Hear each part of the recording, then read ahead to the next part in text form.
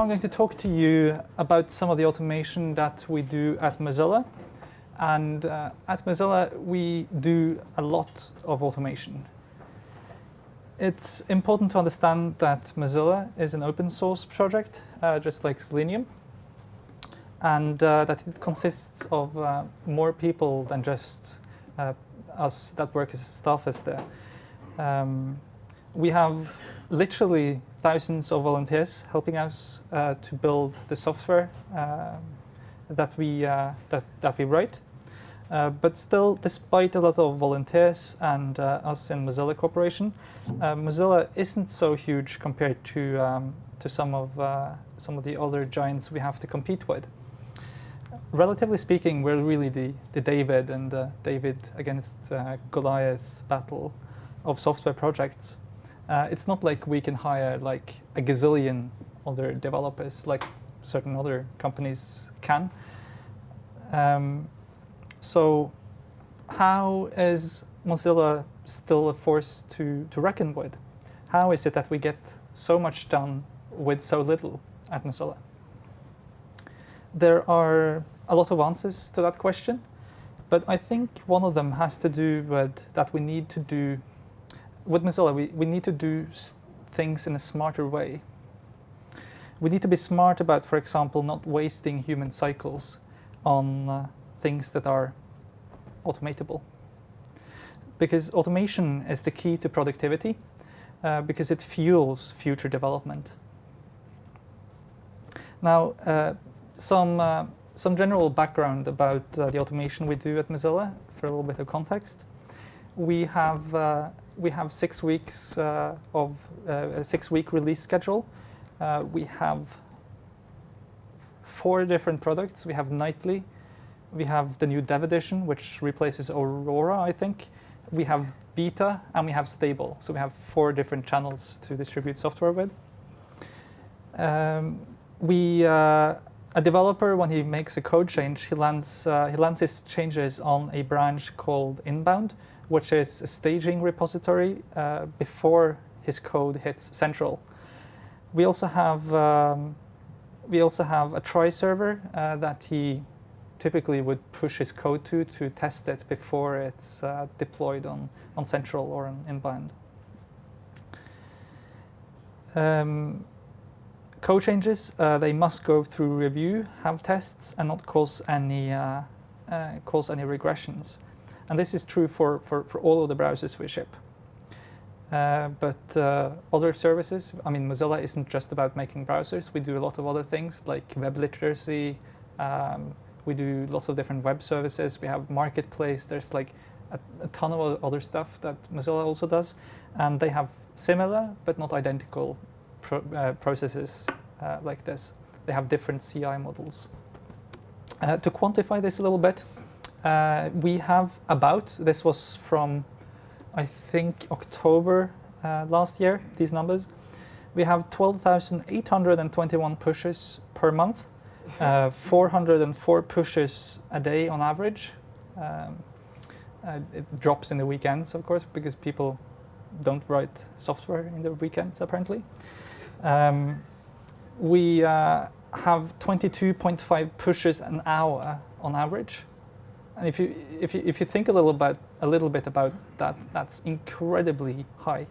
And the interesting thing about these numbers is that they're up 100% since the same time last year, since October 2013. And of course, there can be many reasons for why we,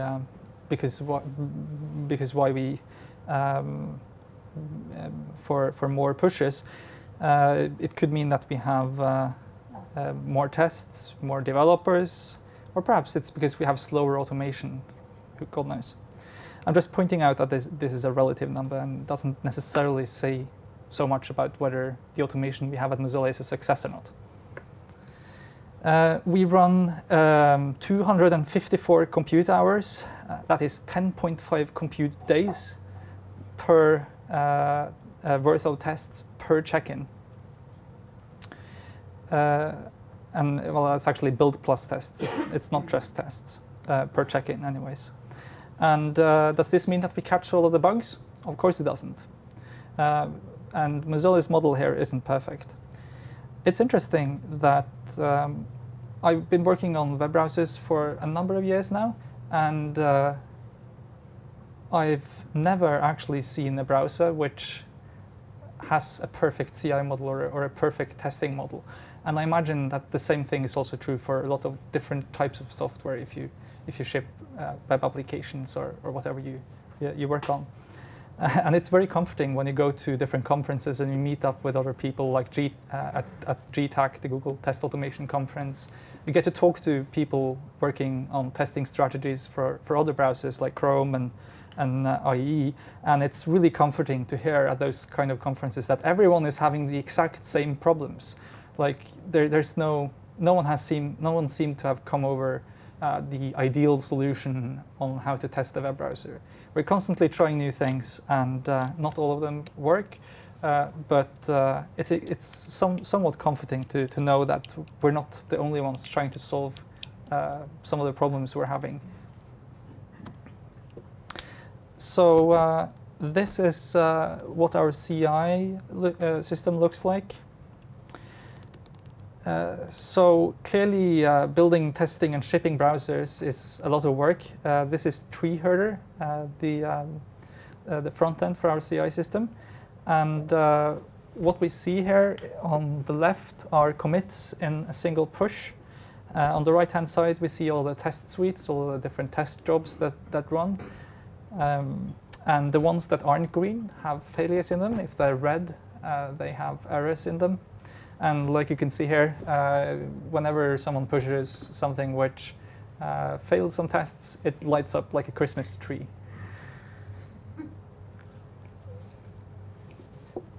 I should add, yeah, you can actually see it online because everything we do is open source. You can just check this out. And it's on the URL, which is underneath here. Yeah. You mentioned that with every check-in you validate that there are tests in. Do you have any process of assuring that those tests are meaningful? Because I assume that most of commuters are more set on the development part, and I've seen that many developers tend to write some positive test case, say, okay, I got some tests, and leave out the important parts. Do you have any process to ensure that you're getting interesting test cases? Yeah, so the question is whether we have any process for assuring that the tests that get added to the Mozilla codebase bears relevance and that they're testing the right things, that they're not just testing the happy path, for example, right? So, I mean, the frontline defense is code review. Everything goes through code review. So you'll have a component pair or some senior person at Mozilla reviewing your patch. It's their job to refuse a patch which doesn't have good tests in it. But obviously, we let through tests which aren't good. Not so examples of that. If we have a good process for catching cases where that happens, no. Not really. I mean, this is one of the problems I was referring to earlier. This is like I haven't heard a single company come up with a good way to solve that. Like I know that some companies do like quarterly test reviews of all of their tests, but in Mozilla's case, that's not just not possible because we have so many tests that it would take us like 2 years to review every one of them.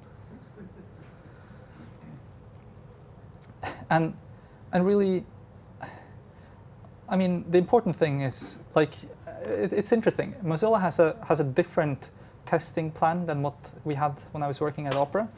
At Mozilla, it's expected that every single test is green when you push to the repo. If a test isn't green, it's refused, or the change is refused and it's sent back again.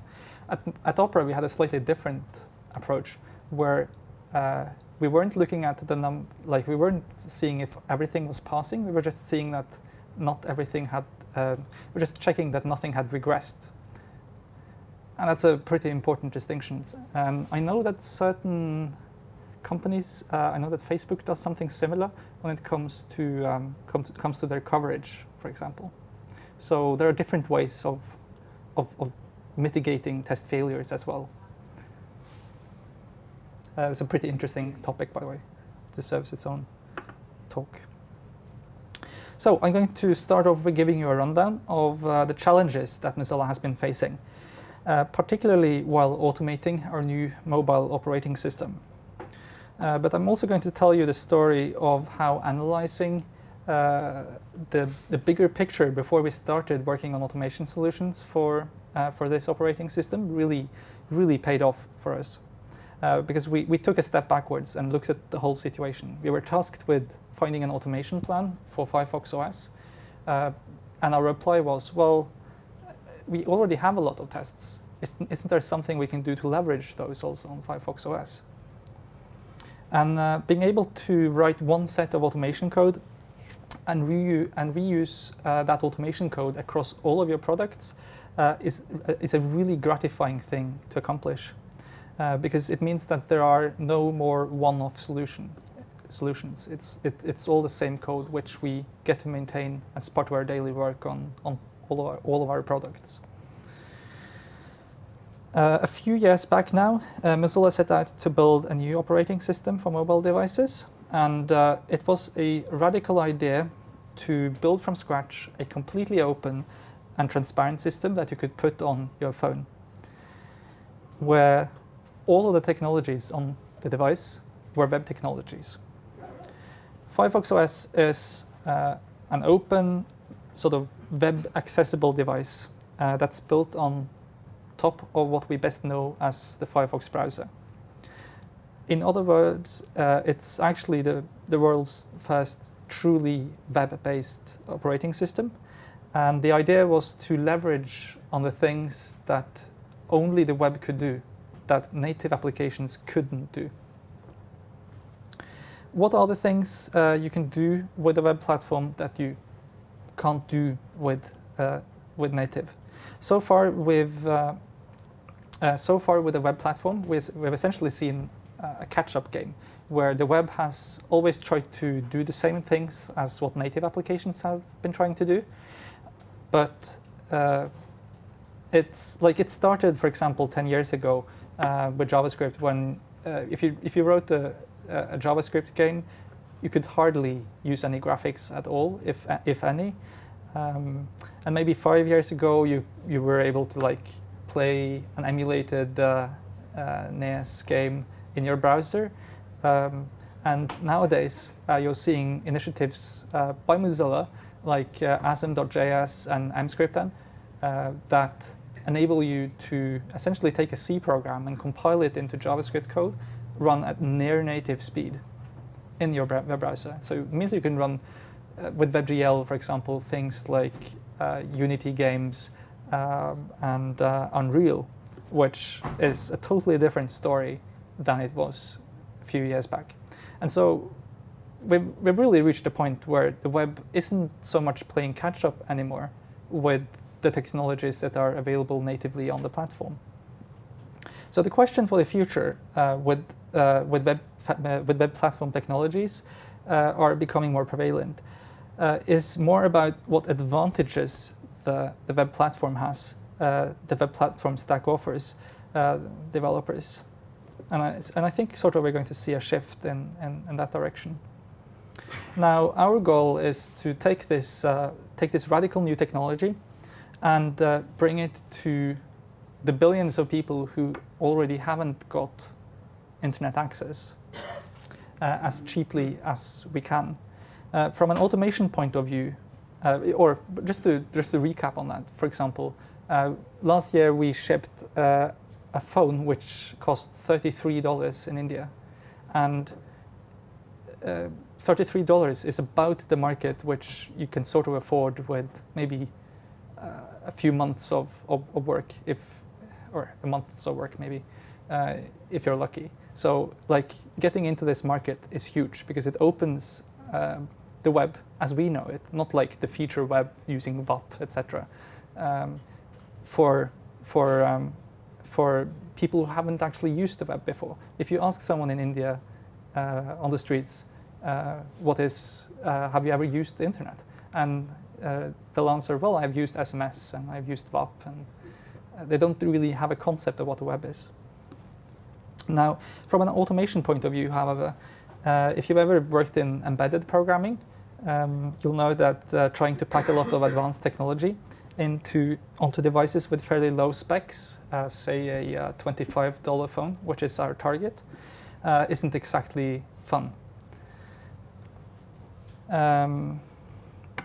And so basically what we're trying to do with Firefox OS is it's a project to put Gecko on a phone.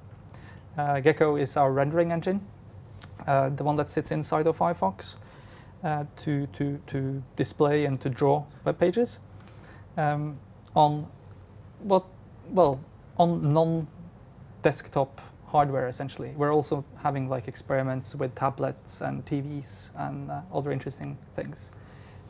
Because it sort of matters, especially on embedded hardware, where the solutions for like drawing widgets and to do software are usually quite terrible because, well, it's not a common use case. The ability for developers to have access to the full web platform on those devices is incredibly exciting because it means they can build entirely different experiences for TVs on those devices. So we're experimenting with tablets, with TV dongles. Like we've created our own version of the Chromecast USB plugin thing for your TV, or HDMI plugin thing for your TV called Matchstick, which runs Firefox OS. We're experimenting with it on Raspberry Pi, on STBs, set-top boxes, and TVs. So how does Firefox OS work exactly? And I'm just giving you a rundown of this before talking about the automation. Well, basically it consists of 4 different parts. You have the device sitting in bottom. You have something we've called the GONC, which is basically the base OS. It's Linux and Android, which then provide you with syscalls and drivers and so on. And then you have Gecko, the Firefox OS app runtime, basically, sitting on top, which gives you HTML, CSS, JavaScript, networking, graphics, layout. So you don't actually need your own display server in that sense. And then we have Gaia sitting on top of all of it, which is the user interface for Firefox OS. And everything in Gaia is built using JavaScript, which then uses a new set of web technologies called web APIs that are exposed in Gecko's JavaScript.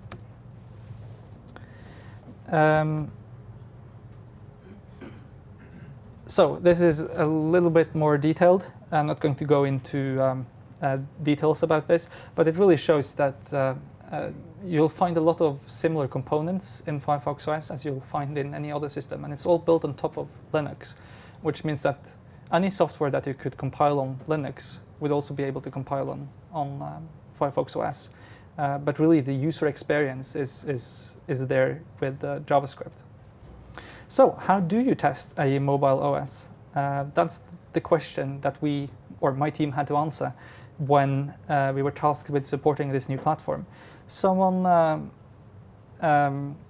If someone came to you and said that we were building a mobile operating system using Gecko on a device with only 128 megabytes of RAM, I'm sure you'd be thrilled as well. We knew that answering this question wasn't going to be as easy as just Googling and to see if we could find an answer, or just winging it as we went along, as so many automation projects happen to do. So there's a whole depth of problems that need solving, and solving them in a good and long-lasting way would, we thought, save us a lot of work in the future. So we're using Gecko to drive the phone itself, allowing the applications running on the phone to be written in JavaScript, HTML, and CSS. You might be wondering why we would want that on a phone. Well, at Mozilla, we've seen a recent trend toward web technology and web technologies in general, and web technologies are already quite prevalent in the mobile environment already. For example, around 60% of the apps right now in the App Store and in Google Play has at least a part of it which uses a web view. So this means that on top of your operating system that runs these apps, on top of that again you have a web view sitting inside of the app. And that means that you also need to have a web rendering engine just to show this simple widget or this simple view inside of your app. And so we believe that the trend forward is that the web isn't going to go away in any way, and the native isn't going to become the norm in the future. For example, there are already projects like PhoneGap, which is trying to sort of bridge that thing where they allow developers to write their apps already in JavaScript and then ship them across multiple mobile platforms seamlessly. So what really is the problem here? The problem is that these operating systems are doing a lot of extra work for you, which you don't really need to do what you're trying to set out to do, for no prevalent reason obvious to anyone else than developers. They're not only running native applications, but they also need to run a browser just to show different parts of the app. So by accepting this idea that you can write your apps using web technologies, and by imagining that possibilities of exposing input devices in web APIs is a good idea, it raises the question if the rest of the operating system can be transcended in some way. In other words, what is the rest of your OS used for?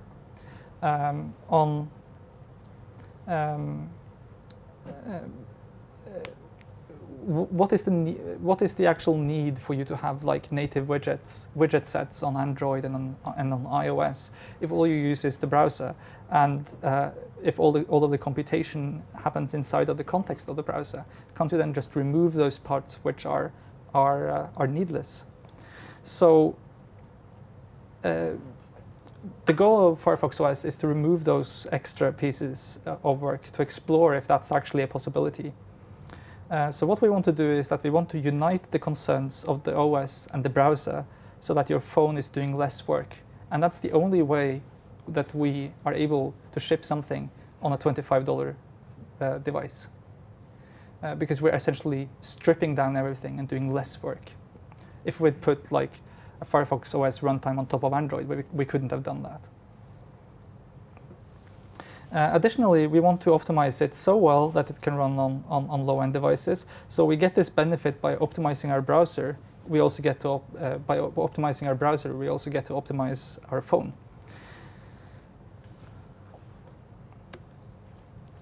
So, although in practical terms, what does it mean to turn your browser into a phone?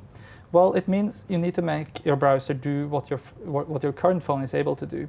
For example, the browser needs to be able to send and receive SMSs and to make phone calls.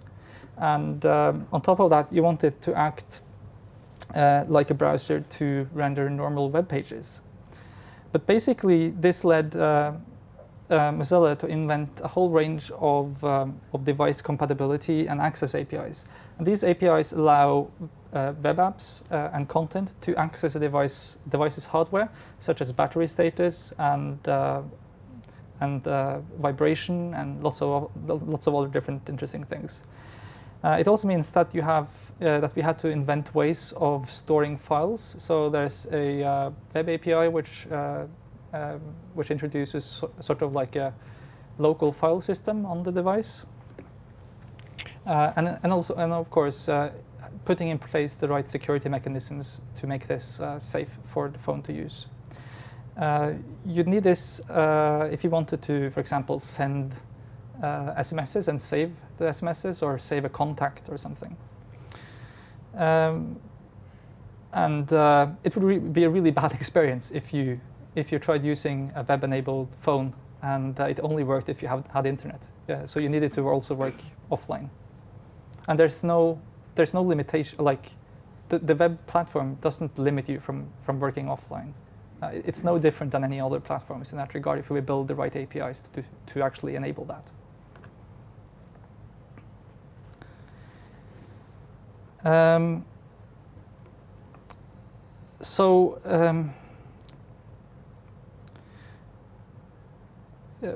have a look at. Yeah, so there's actually a list there of some of the APIs we're adding. But the browser being our framework for implementing phone features means that we can write all our apps in JavaScript and HTML. And interestingly, it means that every app you create on the phone is essentially another iframe sitting inside of the browser, or sitting inside of another iframe. So when you boot your phone and you see the home screen or the dashboard, that is actually an HTML5 app. And when you launch the browser, that's another iframe inside of that app. So you have this inception going on where you have the browser launching other browsers, which is a really strange idea.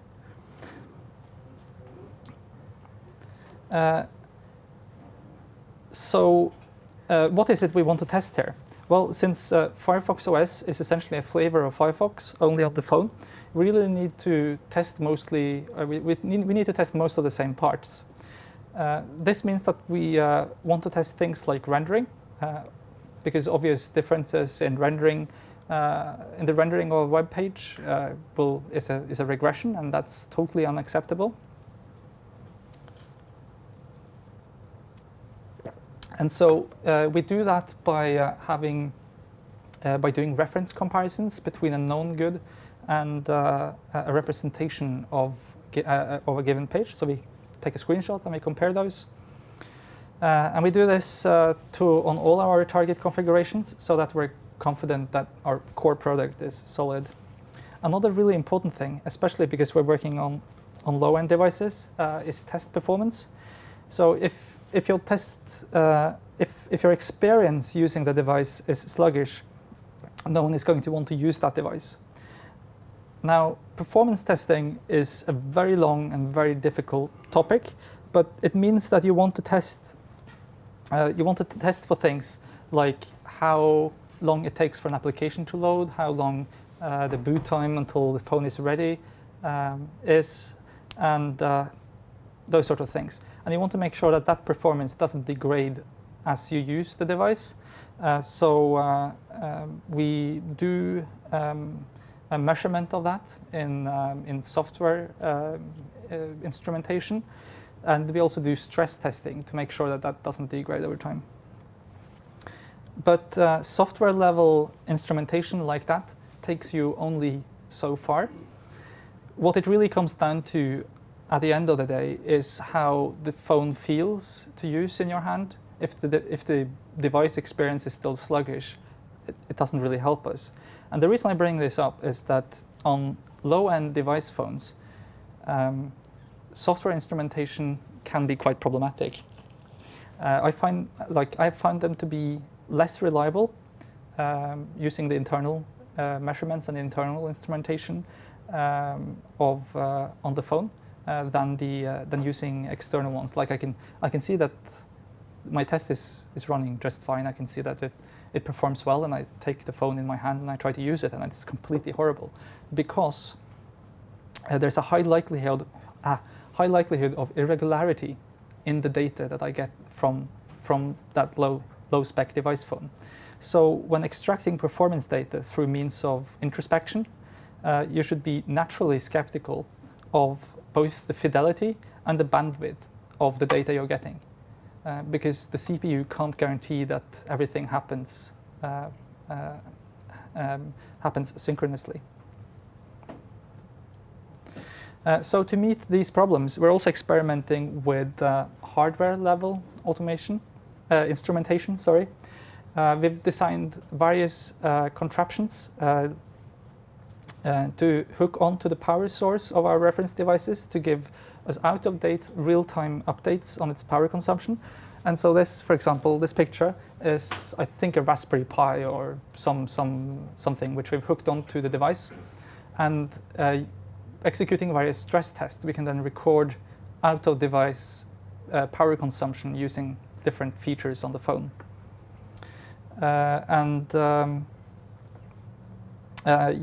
A funny story when we were using this thing is that we were using CSS animations to render some stuff, which I think it was maybe like one of those spinners, you know, to wait for something to load. And our developers, instead of removing that DOM element when he was done with it, he would just move it off screen so that it wouldn't be rendered, so that he would save having to load the resource up again, because obviously loading resources takes up time and energy. But there appeared to be a bug in Gecko where moving a CSS animation off the screen didn't actually stop it from being rendered out of the screen. And so we fixed this bug in Gecko now, but it essentially meant that we had this problem for since CSS animations had been introduced in Gecko, but we didn't notice because who measures power consumption on a desktop, because it has infinite power. And and so my point is that a traditional software-based mechanism of measuring these things wouldn't have caught that sort of thing. So in addition to making sure that we don't regress on battery life, we also want to make sure that we don't regress on things like boot time. That is, from the time you switch the phone on to the phone is actually in a usable state. And we have some pretty interesting ways of actually measuring that from an out-of-device state. So my team is also experimenting with out-of-device real-time frame monitoring to measure perceived performance, which isn't quite the same as logging CPU or I/O stats. And since the picture tells more than 1,000 words, what we see here is basically a harness built out of Lego. Imagine if your job was to build Lego for a living. That's a pretty awesome job, right? And so this picture is from the server room in our London office. It actually doesn't sit in the light like that because we have a big black curtain sitting in front of it, so it doesn't get any extraneous light. And mounted on top of the thing to the left there is a high-speed camera connected to one of the Macs in the background using USB.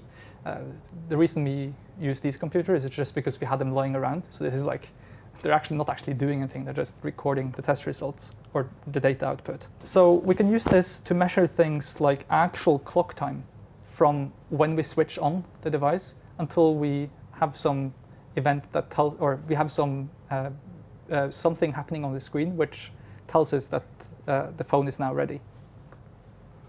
And by performing various remote-controlled stress tests on the phones, like adding 100 people to your contacts list and trying to scroll or flick through it at various rates, we can instrument it to scroll fast or slowly and see how that performs.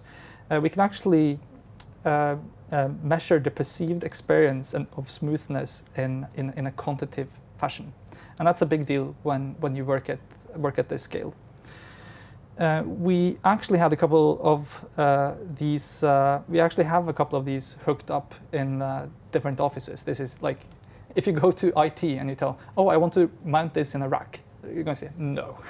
So it's a little bit ad hoc, but it does the job. You don't need a lot of these. We have maybe 6 or so. And so we have these delivering reports to different teams at Mozilla whenever they need them. How do you automate the video from the cameras? Because we are here in automation conference, and Selenium cannot find the object which the camera right now sees. How do you automate that? You want to see something which the video is captured, and trigger an event accordingly. Yeah. Okay. So the question is how Selenium can see an element which the video has captured and do something with it, right? Mm-hmm. And so this thing isn't it's not using Selenium as such, because it's not actually doing anything with that element after it's found it or some event happens. It's just running through a pre-designated step of tests, which is the stress test, and then we're just extracting numbers from the video that the camera gives us, and by using various algorithms for video parsing, we can tell, for example, the smoothness between frames that happen on the phone's device, and so that's what actually gives us the data here. It's not actually a regression test of that kind. We're just plotting a graph. How quickly or how smooth, for example, is the scrolling of contacts today as as it was yesterday when Johnny added his stupid patch, which made the whole thing just choke. How do you know that some object arrived to the screen? How do you identify the object? Right.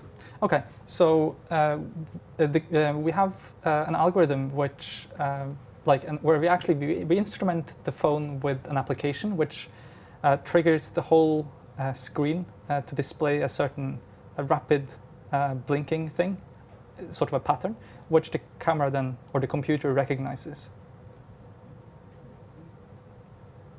And this is actually a good reason for why we couldn't use Selenium in this case, because Selenium wouldn't, like, if we used Selenium to determine when the browser was ready to use, that wouldn't actually be accurate. So we need a framework for video automation. Exactly. So what's actually happening here is that we have a separate framework for video automation, and we have Selenium driving, or WebDriver driving the phone to do these actions. Yes. So I'm going to go a little bit quicker. But on top of all of these concerns that we have with testing a browser, we now have a lot of added challenges that comes with the territory of testing a smartphone. Because the phone comes installed with a number of base programs, like the one which stores your contacts, or the app you make a phone call with, or the marketplace app. And now we also have to worry about app testing and integration testing of those apps. So there are a number of questions you really want to answer about that. Does the functional, for example, does the functional parts of the app work? In the case of telephony, is it possible to actually send an SMS? Does the SMS app work whilst it's running in the background on the rest of the system? And lots of things like that. And for these things, you can't actually just use mocks. You can't just mock out the SMS module and hope that the message arrives when you ship the phone. We need to be dead sure that the phone we ship actually can make phone calls. If you ship a phone that doesn't make a phone call, you're going to be looking pretty ridiculous. But also more importantly, we want people to write their own apps and share them with their friends.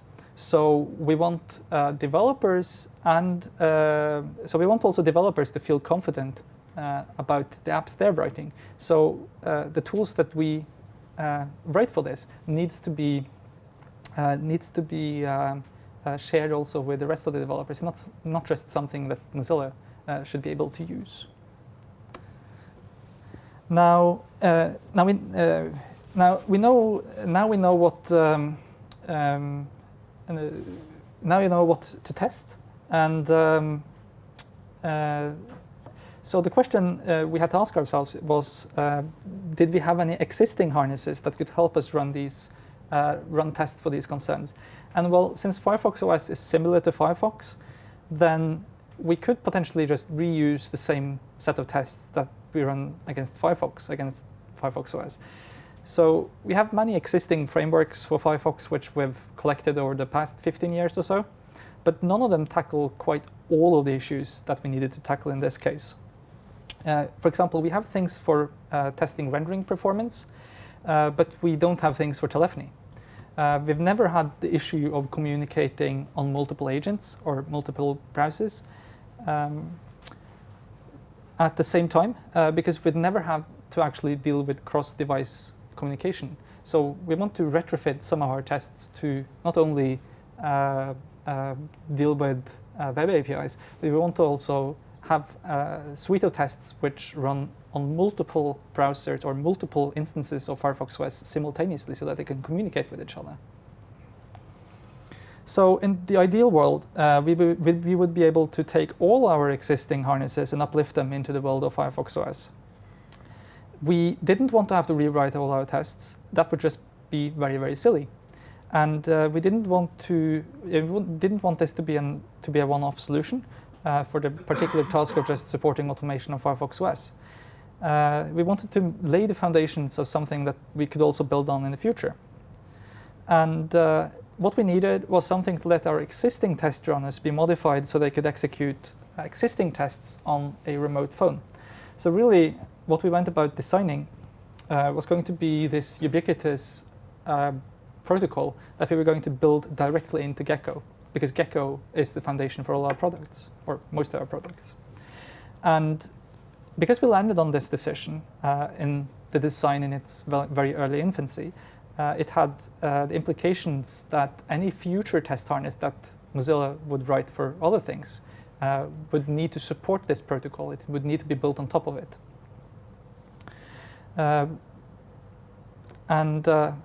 Yeah, so that's a really, really positive change, because it means that we can tie all our automation into this streamlined process of using a single remote protocol. Now, many of our existing test harnesses, they leverage on the add-on technology that's in Firefox, and they essentially execute a bit of JavaScript on against various privileged spaces inside of Firefox. But unfortunately, Firefox OS doesn't have Firefox's add-on capability, so we couldn't do that there. And that means that we had to find some other way of doing it. And the answer was that we have JavaScript execution permissions in Gecko, so why don't we put the whole thing inside of Gecko? And on the upside, I mean, this really was a great opportunity for us, because instead of running our control instructions as an add-on, we now get to integrate directly into the engine, which potentially could give us a performance boost. And lastly, a very important consideration is what can we actually open up on the phone? We don't want to rely on only testing web views. We want to be able to test things like setting the battery level and check that the web view has actually received this information. Like, if the battery level goes down, there's a web API in the content that should be able to detect what the battery level is and make the app do some special thing when, say, the battery level is low or something. So what can we actually control in this context? Well, since nearly everything in Firefox is written in JavaScript, or the parts we care about are written in JavaScript, there's really very little app-specific instrumentation that's needed to get what we need. And given a security model, the fact that we can integrate directly with Gecko means that we have access to the same things that the engine has access to. Where individual apps might have security restrictions from querying different things, for example, calling outside of their sandboxed process, our solution would be able to elevate its security permissions in an on-need basis, and then access that privileged information and switch back into the context and check that those permissions were respected. So the solution we came up with is a service and a protocol we call Marionette, and Marionette is in essence WebDriver meets Firefox OS. At a fundamental level, our existing test harnesses all do the same thing. I mentioned they execute scripts in various contexts, and they load test content. And in Marionette, we can do all of these things. So what is Marionette? Marionette is Mozilla's own WebDriver implementation, but in truth, it's really more WebDriver++.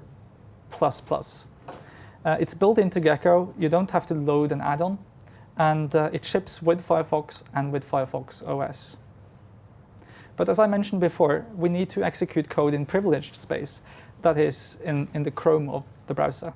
And WebDriver only cares for the content, that is, what's inside of the current browsing view. So what we ended up doing was shipping our own implementation of WebDriver, but with our own Gecko-specific extensions that we need for testing the browser. And this turns the usual, like for us as a web browser vendor, it turns the situation upside down, because normally you'd use WebDriver to test some application, some web application of some kind. But here we're actually leveraging WebDriver to test the actual browser itself through the use of web applications. And while this idea might seem novel, it's really the same thing that I was part of doing when I was working at Opera back in 2008. Quick question. Gecko is supplied in Firefox, doesn't it enable a malicious user to elevate its privileges by running it as a web driver? I'm not sure I quite got that. You said that Marionette is embedded into current Firefox OS, and that Marionette is able to elevate its privileges for testing Yep. needs. Couldn't a malicious adversary use that functionality in order to bypass security measures? Yes. So the question is, because Marionette has access to elevate its privileges, couldn't that also affect, or couldn't that also be used for malicious purposes? And yeah, that's absolutely true. I mean, WebDriver is the perfect solution for taking over someone's web browser. And if you choose to run a web browser session with WebDriver enabled, you have to be pretty sure you're on a secret network, because like there's no authentication, there's nothing.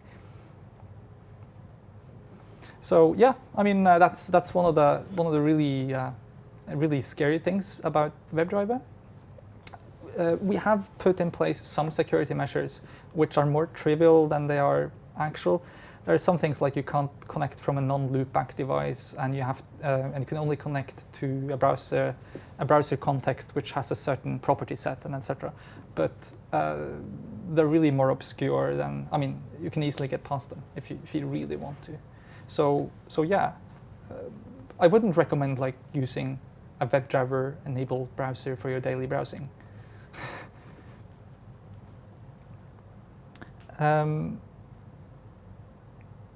But yes, the great thing here is that I mentioned the WebDriver spec. With the WebDriver spec, you can actually add and extend it with your own commands. And you can actually do this regardless if you're a browser vendor or not. You can actually extend, it allows you to extend the driver implementation to support your own testing needs. So for example, say that you have some intermediary server between your client and your server and your driver.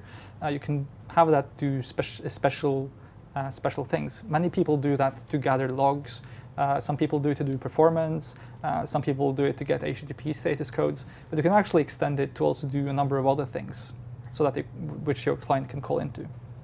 The prudent question at this point is, why did we pick WebDriver? Well, we have existing Selenium tests for websites that Mozilla run, and they could be uplifted. We have remote control over the wire protocol that comes with WebDriver, and it's also an upcoming standard, so it really pays off for us to implement it, and it allows for vendor extensions, like I mentioned. So we needed to get access to privileged space, and so we added this new function called setContext, which allows you to switch between Chrome context and content context. And all of the following commands after these execute in these contexts. And specifically, it changes the current browsing context to that of the outer window. So that is this iframe concept I explained earlier. Since the Firefox OS is written primarily in XML, CSS, and JavaScript, we can pretty much use WebDriver to interact with it. So this code here, which I was meant to show you a demo of, would set the context to Chrome and find the URL bar element and send input to it. And you can do this with any sort of native dialog inside of Firefox or Firefox OS. So you have control of the whole phone. I have another example here. It's finding the tab bar element in the current window and then returning a sequence of all tab elements. And this is actually code I've just copy-pasted out of one of the automation utility libraries that we use for testing Firefox, which is suitably named Puppeteer. So the set context here is the extension that allows you to... Exactly. Set context is the extension, and the rest of it is just plain WebDriver. There's nothing special about finding element or find elements. This is a schema just showing how Marionette works. It's built into Gecko. It ships with Firefox since like 29 or something. You can communicate with it over TCP through a Marionette client. The Marionette client can handle a connection at a time. And currently we have implementations in Python, Node.js, and Rust. And yeah, this is an example using the Python client, fairly straightforward, and it looks a lot like Marionette, a lot like WebDriver, sorry. The Marionette server uses the JavaScript transport layer, which also the DevTools extension inside of, or the DevTools tools that ship with Firefox uses. It has this actor listener setup, which is interesting in its own right, but essentially the listeners, they all run inside of content scripts, which means that the things we get to do on a content browser are fairly limited. So, for example, if we call down to content, we need to call up out again to do some to do privileged stuff. So the implementation is a little bit interesting. But fundamentally, it's not unlike Firefox driver, but it isn't an add-on. And also interestingly, it doesn't actually implement the WebDriver protocol. It implements what's called the Marionette protocol. And now I mentioned the Marionette protocol. The Marionette protocol is a server that exposes a TCP protocol that sends JSON-like packages, which are sort of like WebDriver Y protocol. And this is an example packet. So why didn't we implement the WebDriver Y protocol directly? Well, building an HTTPD, an HTTP server into the browser is a really bad idea because HTTP requests are expensive, and and if you have a $25 phone with limited memory, you don't want to put an HTTPD in there. And also, more importantly, perhaps, the service provider interface, which the spec talks about, doesn't mandate that a browser vendor needs to implement. The SPI isn't defined in the spec. So like IE uses COM to communicate with IE. Presto Opera used protobuffer and scope, and Chrome uses DevTools. So where are we using this? We're using it on devices, we're using it on emulators, we're using it on B2G desktop, which is sort of a special kind of B2G thing which you can use inside of your Firefox OS thing to do development, and we're using it in Firefox. So this is an example of what I showed you earlier, where you can set an event handler on the battery, and then you can listen for events to the battery. So for simplicity's sake, it will perform some expensive actions, and once the battery level reaches 50, it will assert that it's used power or something. Yeah.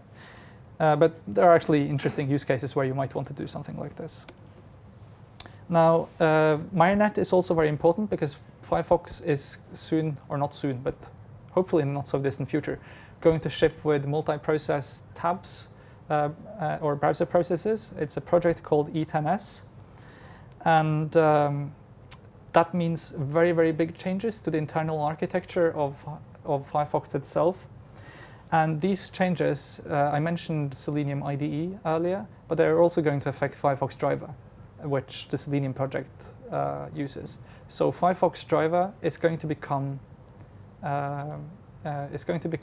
useless once Firefox ships with E10S.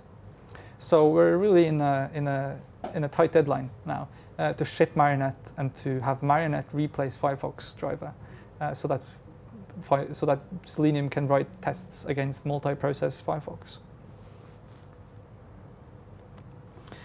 The spec doesn't specify the backend process I already mentioned, but since 2014, October, it does mandate that implementers should ship an HTTPD.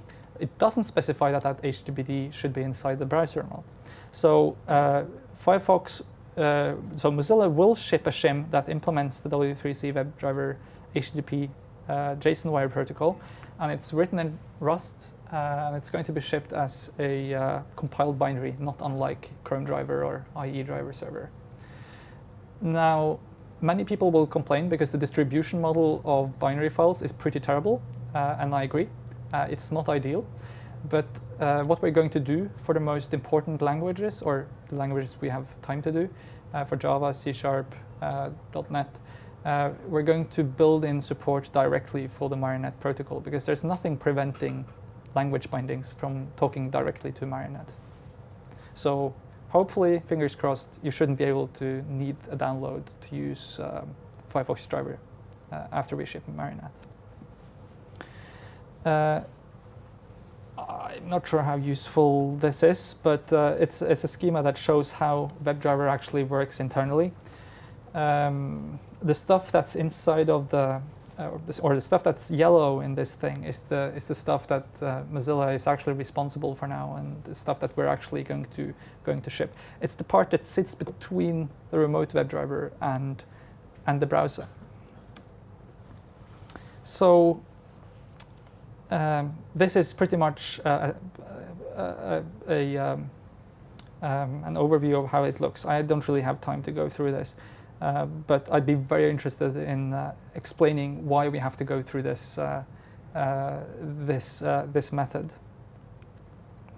And conformance testing,